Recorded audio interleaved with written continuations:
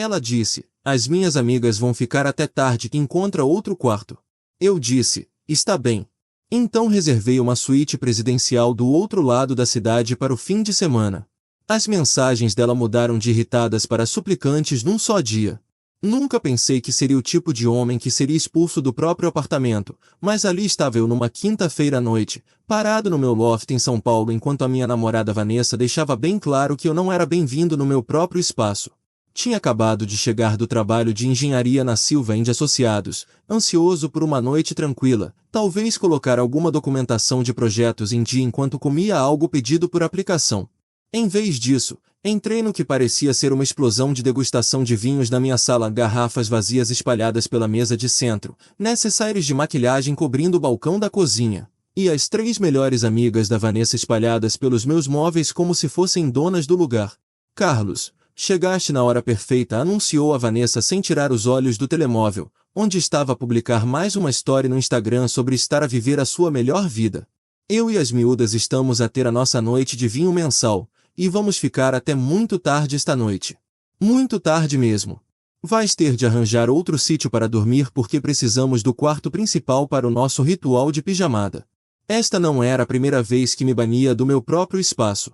Nos últimos 6 meses, tinha sido relegado para o sofá, o quarto de hóspedes, ou às vezes simplesmente mandado desarascar-me sempre que a agenda social dela conflituava com a minha existência no apartamento onde eu pagava 100% da renda. De cada vez, ela apresentava a situação como se eu não apoiasse as amizades dela, alegando que a minha presença perturbava a energia social dela e que homens a sério deviam acomodar as necessidades das mulheres sem fazer disso um grande problema. Costumava discutir, costumava tentar explicar que este era o nosso espaço partilhado, que eu trabalhava muito todo dia e merecia dormir na minha própria cama. Mas esta noite, algo mudou. Talvez tenha sido a forma como ela disse tão casualmente, como se o meu conforto fosse apenas mais um pequeno inconveniente para gerir. Talvez tenha sido ver as amigas dela sorrirem maliciosamente umas para as outras quando ela me dispensou, claramente a aproveitar a dinâmica de poder. Está bem, disse calmamente, caminhando em direção ao nosso quarto para fazer uma mala de fim de semana. A cabeça da Vanessa levantou-se do telemóvel, confusão tremulando no rosto. Este não era o roteiro. Normalmente, era aqui que eu protestava, onde ela podia explicar por que eu estava a ser irracional, onde as amigas dela testemunhariam ela pôr-me no meu lugar. Espera, o quê? Gritou atrás de mim. Tu estás mesmo? Está bem com isto? Peguei no telemóvel enquanto fazia mala com os artigos de higiene, percorrendo aplicações de reserva de hotéis com o tipo de foco que normalmente reservava para cálculos de engenharia complexos. Se ia ser expulso do meu próprio apartamento, mais valia melhorar as acomodações. Sim, estou bem com isso, respondi, adicionando algumas camisas extra-mala. Precisas de espaço, vou dar-te espaço. O Copacabana Palace tinha disponibilidade, uma suíte presidencial com vistas panorâmicas da cidade, casa de banho em mármore e serviço de quarto 24 horas. Normalmente, nunca gastaria esse tipo de dinheiro numa única noite de acomodação, mas a Vanessa tinha acabado de deixar claro que o meu conforto não importava na minha própria casa. Hora de priorizar o meu conforto noutro lugar. Enquanto confirmava a reserva, podia ouvir a Vanessa explicar às amigas que eu estava a ser estranho e passivo-agressivo sobre a situação, que normalmente lutava mais. A amiga dela, Jéssica, riu-se e disse algo sobre homens que não sabem lidar com mulheres fortes, o que fez a minha decisão parecer ainda melhor. Terminei de fazer a mala, carreguei-a ao ombro, e caminhei de volta pela sala onde 4 pares de olhos seguiram o meu movimento. Então vais mesmo embora? Perguntou a Vanessa, levantando-se do sofá com o copo de vinho ainda na mão. Disseste que precisavas do espaço. Estou a dar-te exatamente o que pediste. Dirigi-me à porta, chaves do carro na mão. Diverte-te no teu ritual de pijamada. A primeira mensagem chegou exatamente 47 minutos depois de ter feito o check-in na suíte presidencial, mesmo quando estava a fotografar o horizonte da cidade através das janelas do chão ao teto para minha story do Instagram. Espero que estejas feliz a dormir no sofá de alguém esta noite, cara, sorrindo com lágrimas de alegria, seguido imediatamente de talvez da próxima vez valorizes ter uma namorada que sabe como se divertir. Na verdade estava a beber champanhe da garrafa de cortesia que o hotel tinha enviado, mas não me incomodei em corrigir a suposição dela. Dentro de 2 horas, o tom mudou drasticamente. Ok, as miúdas foram-se embora cedo. Isto é ridículo. Vem para casa. Depois 20 minutos mais tarde. Carlos, a sério? Onde estás? Estou sozinha e este apartamento parece estranho, sente aqui. Publiquei uma foto da casa de banho em mármore com a banheira e vistas da cidade, com a legenda simples: às vezes precisas de te mimar. O meu telemóvel explodiu imediatamente. Estás a brincar comigo agora, seguido de uma série rápida de mensagens que degeneraram da raiva para a incredulidade para o que só posso descrever como pânico. Estás num hotel? Tipo um hotel caro? Enquanto eu estou aqui sentada sozinha a comer queijo e biscoitos que sobraram. A ironia não me passou despercebida. Ela tinha me expulsado para poder ter espaço, mas não conseguia lidar com estar realmente sozinha por uma noite. À meia-noite, tinha recrutado reforços. O meu telemóvel tocou com uma chamada da irmã dela, Bruna, que se lançou numa culpabilização imediata sobre como eu estava a abandonar as minhas responsabilidades e a punir emocionalmente a Vanessa por ter amizades. Ela está a chorar, Carlos. Mesmo a chorar. Não te importas nada com os sentimentos dela, exigiu a Bruna, como se as lágrimas da Vanessa pudessem de alguma forma reescrever o facto de ela literalmente me ter dito para arranjar outro sítio para dormir.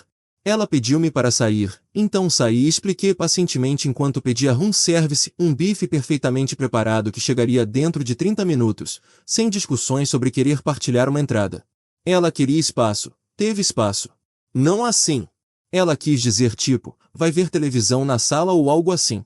Ela não quis dizer desaparecer para algum hotel chique e publicar sobre isso nas redes sociais. Então eu devia ler-lhe a mente e perceber que arranjar outro sítio para dormir não significava realmente arranjar outro sítio para dormir. Clássico.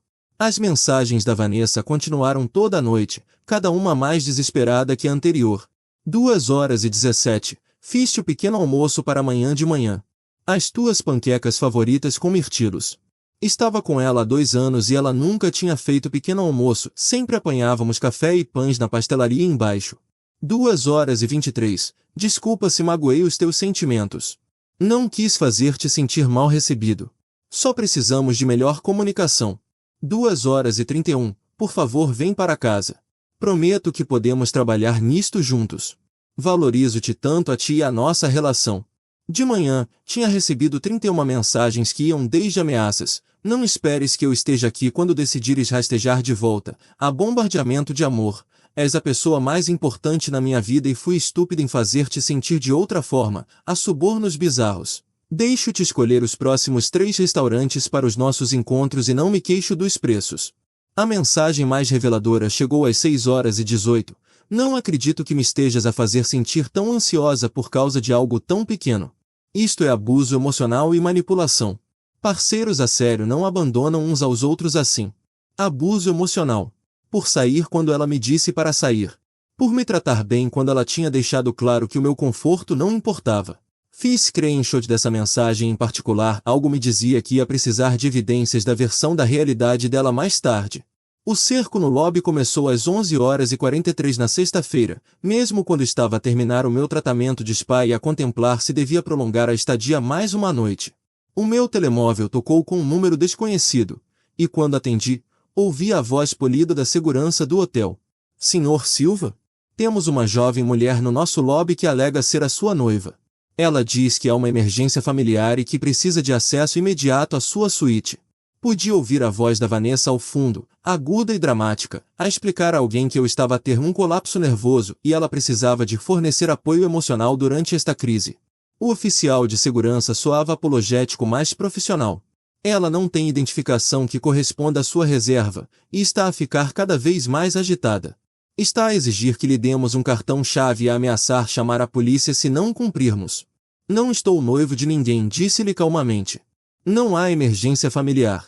Ela é a minha ex-namorada que me disse para sair do meu próprio apartamento, e aparentemente não está a lidar bem com a minha ausência. O que se seguiu foram 4 horas de guerra psicológica travada no lobby de mármore de um dos hotéis mais prestigiosos de São Paulo. Segundo o gerente da recepção que me ligou com atualizações, a Vanessa tinha se posicionado estrategicamente perto dos elevadores, interceptando hóspedes aleatórios para lhes contar sobre o seu namorado mentalmente instável, que estava a manter-se refém lá em cima. Tinha pedido R$17 de café e pastelaria do café do lobby, depois tentou pagar com um cartão de crédito que foi recusado 2 vezes antes de finalmente encontrar dinheiro na carteira. O verdadeiro entretenimento veio quando ela tentou convencer outros hóspedes do hotel de que eu era perigoso e precisava de intervenção.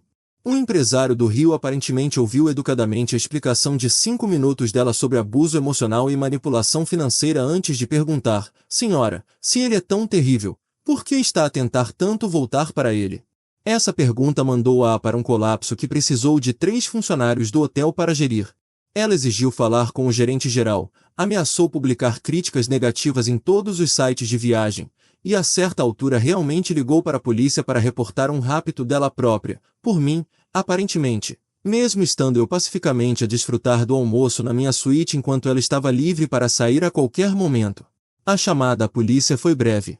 Quando os agentes chegaram e pediram detalhes, a Vanessa não conseguiu explicar como alguém podia ser raptado enquanto estava sentado num lobby de hotel a fazer chamadas e a assediar outros hóspedes.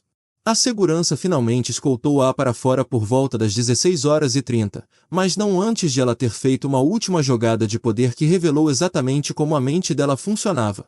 Tinha conseguido acesso aos meus alertas do cartão de crédito, provavelmente daquela vez que lhe pedi para verificar o meu telemóvel enquanto conduzia, e ligou ao meu banco para reportar atividade suspeita na minha conta. Sim, o meu namorado está a gastar milhares de reais em quartos de hotel e tratamentos de spa. Podia ouvi-la dizer ao departamento de fraude quando me ligaram para verificar. Este não é comportamento normal para ele. Ele claramente foi comprometido mental ou financeiramente. O representante do banco que me ligou de volta estava completamente confuso.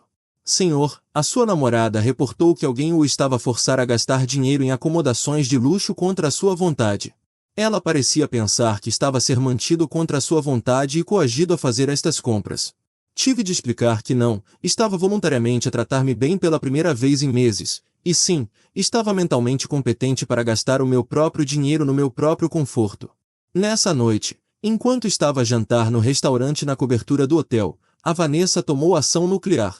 O meu vizinho Tiago mandou-me uma foto que fez o meu sangue gelar. Trabalhadores de manutenção a mudar as fechaduras da porta do meu apartamento, com a Vanessa a supervisionar e a riscar itens numa lista no telemóvel. A foto que o Tiago enviou mostrava a Vanessa dirigir o serralheiro como se estivesse a conduzir uma orquestra, apontando para minha porta e gesticulando enfaticamente enquanto o pobre homem só tentava fazer o trabalho dele. Liguei imediatamente ao meu senhorio, que soou confuso e ligeiramente irritado. A sua namorada disse que se tinha mudado e abandonado a propriedade. Ela tinha a administração do prédio convencida de que tinha desaparecido e a deixado responsável pelo contrato. Quando expliquei que o meu nome era o único no contrato e que tinha estado fora exatamente 26 horas, o tom dele mudou para raiva com ela, não comigo. Ela tem estado a dizer a toda a gente no prédio que teve algum tipo de colapso e fugiu, deixando-a lidar com tudo. Ela até perguntou à senhora Shen do 4B se conhecia alguns bons terapeutas para namoradas abandonadas. Conduzi de volta ao meu prédio com o meu senhorio e um serralheiro, chegando para descobrir que a Vanessa tinha feito mais do que só mudar as fechaduras. Tinha reorganizado completamente o meu apartamento como se estivesse a montá-lo para uma revista de estilo de vida ou, mais precisamente, como se estivesse a apagar qualquer evidência de que eu alguma vez tinha vivido ali. O meu escritório, onde tinha passado inúmeras noites a trabalhar em projetos de engenharia, tinha sido transformado no que ela aparentemente chamava o seu quarto de manifestação. A minha secretária tinha desaparecido, substituída por uma almofada de meditação rodeada de cristais, velas e quadros de visão cobertos com fotos de férias de luxo e carteiras de grife. Os meus diplomas e certificações profissionais tinham sido retirados e guardados num armário, substituídos por citações inspiradoras sobre energia feminina e atrair abundância. Mas a verdadeira surpresa foi no quarto de hóspedes, onde descobri a Carla, uma das amigas desempregadas da Vanessa, a desfazer malas como se tivesse mudado permanentemente. Oh, olá Carlos, disse a Carla casualmente, como se encontrá-la no meu apartamento fosse a coisa mais natural do mundo. A Vanessa disse que estavas bem com eu ficar aqui enquanto me recomponho. Obrigada por seres tão generoso. A expressão do meu senhorio podia ter derretido o aço. As imagens das câmaras de segurança do corredor revelaram a extensão total do engano da Vanessa. Ela tinha estado a dizer aos vizinhos que eu a tinha abandonado durante uma crise de saúde mental e que ela precisava de proteger a propriedade até ele receber ajuda. Até tinha publicado o quarto de hóspedes no OLX por R$ 800 por mês, descrevendo-o como disponível num loft lindo com uma colega de quarto feminina responsável, usando fotos do meu apartamento que ela claramente tinha tirado especificamente para o anúncio. Fotografei metodicamente tudo, os móveis reorganizados, os pertences da Carla, o anúncio do OLX, os quadros de visão onde ela aparentemente se tinha manifestado como a minha única inquilina.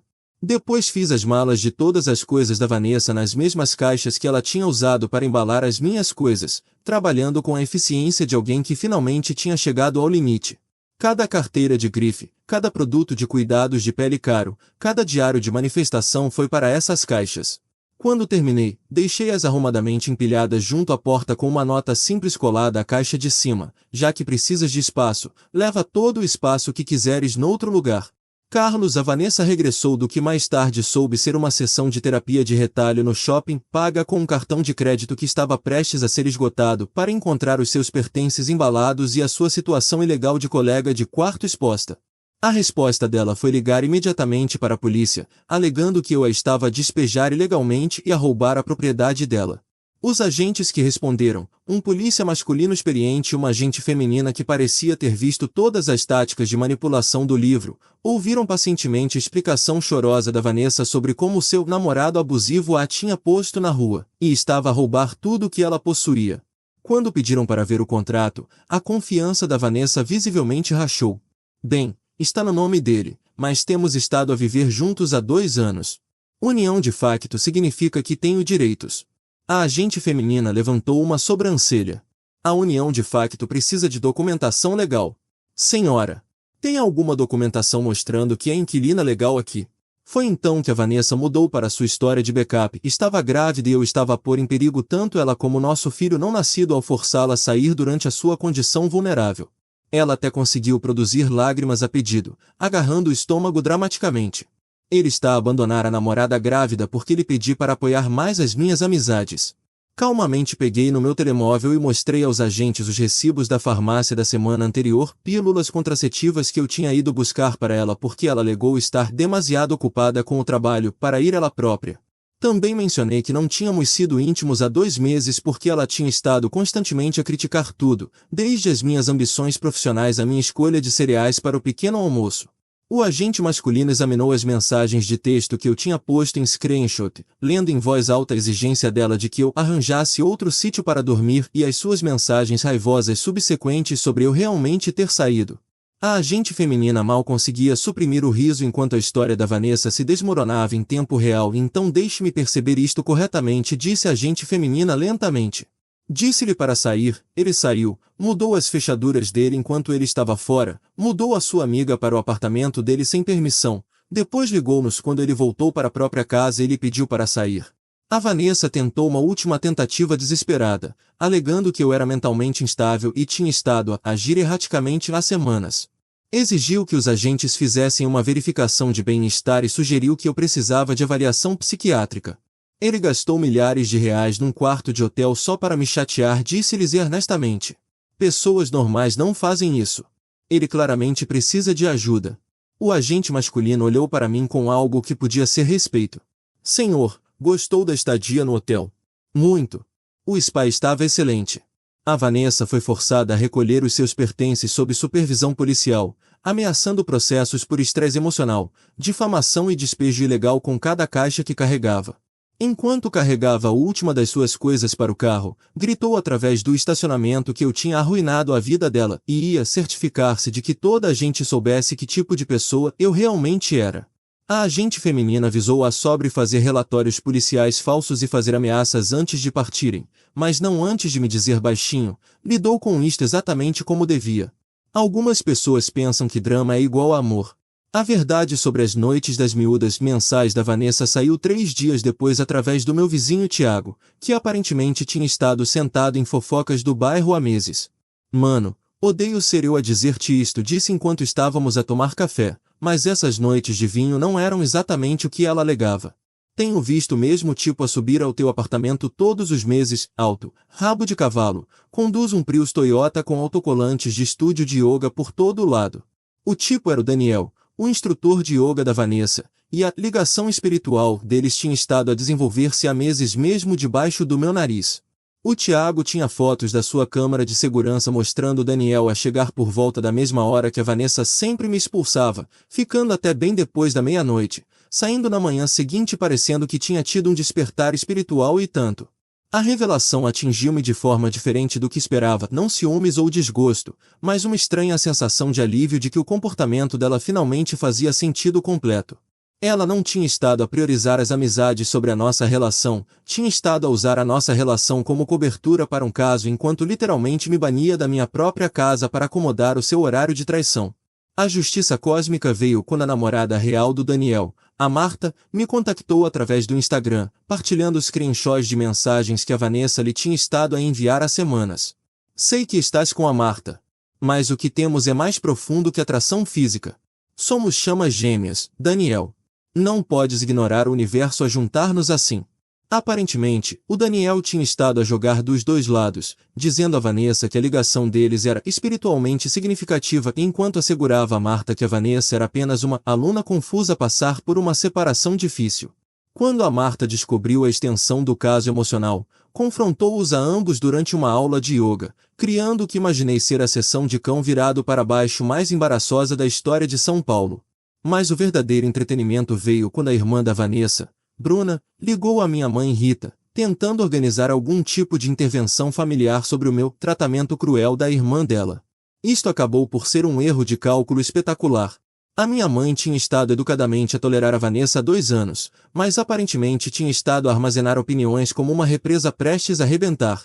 Essa miúda nunca contribuiu com um único prato para reuniões de família, disse a Rita a Bruna com 25 anos de passiva agressão do interior finalmente libertada. Ela parece de mãos vazias, queixa-se da comida, tira fotos para as redes sociais, depois sai cedo alegando ter compromissos anteriores. Ela tratou o meu filho como multibanco pessoal desde o primeiro dia, e francamente, estou aliviada que ele finalmente ganhou espinha dorsal. A conversa escalou quando a Bruna tentou defender o espírito independente da Vanessa e sugerir que eu era financeiramente controlador por esperar contribuição igual para as despesas. A resposta da Rita foi aparentemente lendária. Independente? A tua irmã não pagou o próprio jantar em 2 anos. Ela teve o meu filho a pagar-lhe as compras, a pagar a renda dela, e a cobrir as contas do cartão de crédito enquanto tratava como empregado contratado. Se isso é independência, eu sou a rainha de Inglaterra. A chamada terminou com a Rita a exigir que a Bruna pedisse desculpas por ter criado uma filha tão manipuladora e a ameaçar publicar todo o drama familiar no Facebook se alguém da família da Vanessa a contactasse novamente. Tenho screenshots de todos os pedidos MBWay que essa miúda enviou ao meu filho, avisou Rita. Experimenta-me. O ato final de desespero da Vanessa foi lançar uma campanha no TikTok intitulada Sobrevivendo a Abuso Financeiro. Quando homens usam dinheiro como controlo, mostrando-se a chorar no carro sobre estar sem casa porque o ex-namorado possuía a propriedade e usou-a como arma. Os vídeos estavam masterfully editados para me pintar como um monstro controlador que a tinha abandonado depois de ela lhe ter dado os melhores anos da vida dela, convenientemente omitindo a parte onde ela literalmente me disse para sair do meu próprio apartamento. A seção de comentários inicialmente encheu-se com mensagens de apoio de pessoas que se identificaram com a história dela, até alguém fazer link do meu post no Reddit explicando a cronologia real dos eventos. Subitamente, a narrativa dela desmoronou-se quando os espectadores perceberam que ela estava a chorar sobre estar sem casa depois de ilegalmente mudar as fechaduras de outra pessoa e tentar sublocar o quarto de hóspedes dele sem permissão. A maré virou completamente quando alguém encontrou o anúncio dela no OLX a publicitar o meu apartamento, e a história dela sobre abuso financeiro tornou-se um conto de advertência sobre parceiros com direito que confundem generosidade com obrigação. Não contente com apenas vindicação nas redes sociais, a Vanessa enviou-me uma conta itemizada de R$ 3.847, detalhando os seus serviços de coaching de relacionamento a R$ 50 por hora por disponibilidade emocional e deveres de namorada, mais taxas por coordenação de manutenção doméstica e planeamento de eventos sociais. A fatura estava profissionalmente formatada, como se ela tivesse gasto tempo real a calcular o valor monetário da participação básica num relacionamento. Respondi com a minha própria fatura detalhada cobrindo 2 anos de apoio financeiro, R$ 31.200 itemizando contribuições de renda, utilidades, compras, contas de restaurante.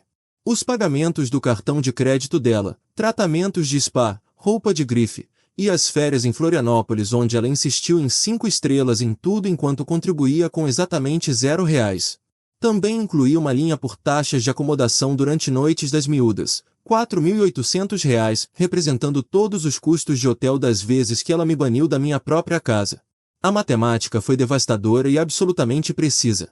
O subplot romântico dela com o Daniel terminou previsivelmente quando ela apareceu no estúdio de yoga dele exigindo encerramento e reconhecimento da ligação espiritual deles. O Daniel, aparentemente tendo aprendido que misturar negócios com prazer cria questões de responsabilidade, baniu-a do estúdio e bloqueou-a em todas as plataformas de redes sociais. A namorada dele, Marta, entretanto, tinha começado a sua própria série no TikTok sobre instrutores de yoga que se aproveitam de alunas vulneráveis, apresentando a Vanessa como um estudo de caso em táticas de manipulação sem a nomear diretamente. Atualmente, a Vanessa está a ficar com a mãe num apartamento apertado de 2 quartos a 40 minutos da cidade, dormindo num futon na sala e pagando R$ 400 de renda mensal a uma mulher que a faz lavar louça imediatamente após as refeições e impôs um recolher obrigatório das 22 horas. Entretanto, tenho estado a namorar a Sofia, uma cirurgiã veterinária que insistiu em dividir a conta do nosso primeiro jantar, nunca sugeriu uma única vez que eu acomodasse as amigas dela saindo da minha própria casa. E fica realmente entusiasmada quando partilho projetos de engenharia com ela. Ela ganha mais dinheiro que eu, tem o próprio apartamento no centro da cidade, e trata a nossa relação como uma parceria em vez de uma oportunidade financeira. No fim de semana passado, ela surpreendeu-me com reservas na mesma suíte presidencial do Copacabana Palace onde toda esta situação começou, brincando que queria ver sobre o que era todo o drama do TikTok. Os R$ 4.800 que gastei nesse fim de semana não foram só dinheiro, foi o melhor investimento que alguma vez fiz em aprender o meu próprio valor e descobrir que estar sozinho é infinitamente melhor que estar com alguém que te vê como um multibanco humano.